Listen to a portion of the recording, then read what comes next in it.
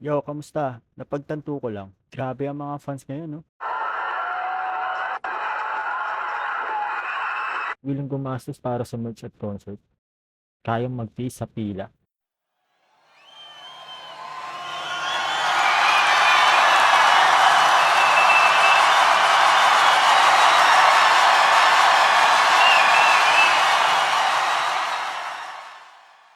Handang makapaglaban sa mga hater. Nagtitipon at nagkakaisa para sa idolo nila.